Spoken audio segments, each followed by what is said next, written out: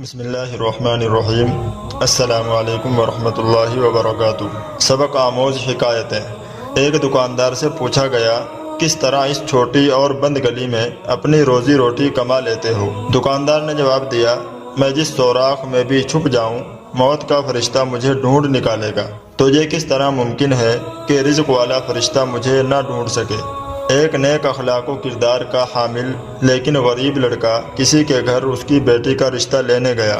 بیٹی کا باپ بولا، تم غریب ہو اور میری بیٹی غربت اور تکالیف کو برداشت کرنے کی سکت نہیں رکھتی، اس لیے میں تمہیں اپنی بیٹی کا رشتہ نہیں دے سکتا۔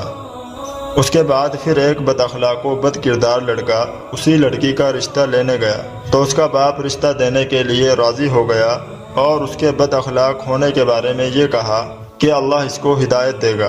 تو اس کی بیٹی نے کہا، بابا جان، کیا جو اللہ ہدایت دے سکتا ہے وہ رزق نہیں دے سکتا، یا ان دونوں خداؤں میں کوئی فرق ہے؟ حاتم طائی سے پوچھا گیا، تجھ سے زیادہ بھی کوئی سخی ہے؟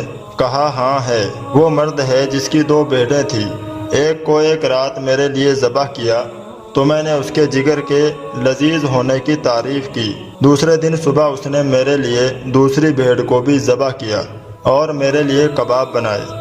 پوچھا گیا، تو نے اس کے ساتھ کیا کیا؟ کہنے لگے کہ میں نے اس کو 500 بھیڑیں دی۔ تو کہا کہ پھر آپ اس سے زیادہ سخی ہوئے؟ تو حاتم نے کہا، نہیں، اس کے پاس جو کچھ تھا اس نے مجھے دیا۔ ایک عارف سے پوچھا گیا، اللہ کو کیسا پایا؟ تو اس نے کہا، اللہ طاقت رکھتا ہے وہ میری کلائی کو پکڑے، لیکن وہ ہمیشہ میرا ہاتھ پکڑ کے مجھے سیدھی راہ دکھا دیتا ہے۔